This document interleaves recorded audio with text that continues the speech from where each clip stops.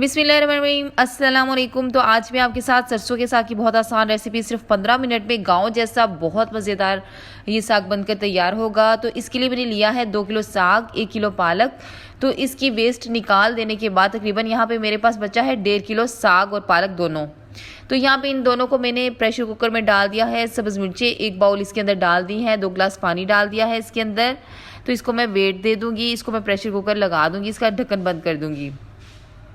तो ये साग इतना ही मज़ेदार बनेगा जिस तरह आप हंडिया में साग बनाती हैं, इतना ही मज़ेदार बनेगा। तो यहाँ पे देखें, मैंने साग को 15 मिनट गला लेने के बाद ये अच्छी तरह गल चुका है। ग्राइंडर जग में डाल के इसकी मैं स्मूथ सी पेस्ट बना लूँगी। तो यहाँ पे देखिए, इसको मैंने अच्छी तरह पीस लिया है।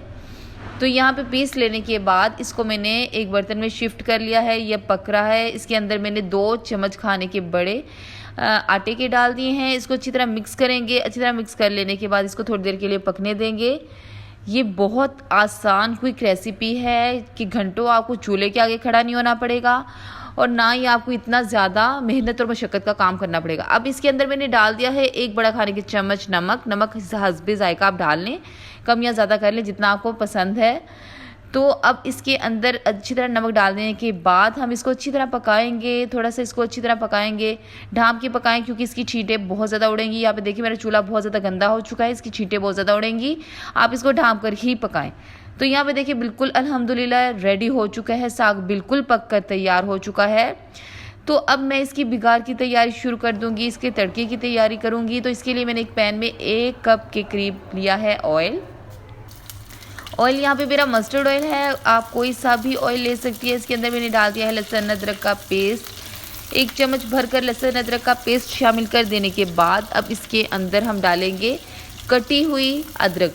अच्छा, लहसुन अदरक का पेस्ट भी मैं शामिल कर रही हूँ, कटी हुई अदरक भी मैं शामिल कर रही हूँ। कुछ लोग साग के दौरान ही लहसुन अदरक जब हम पका रहे होते हैं तो लहसुन अदरक डाल देते हैं, लेकिन मैं इसको सिर्फ तड़के में ही डालूँगी।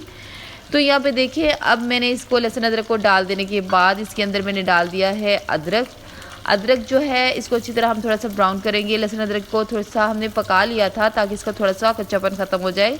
अदरक जो है वो खड़ा खड़ा ही अच्छा लगता है, ज़्यादा हम इसको फ्राई नहीं करेंगे।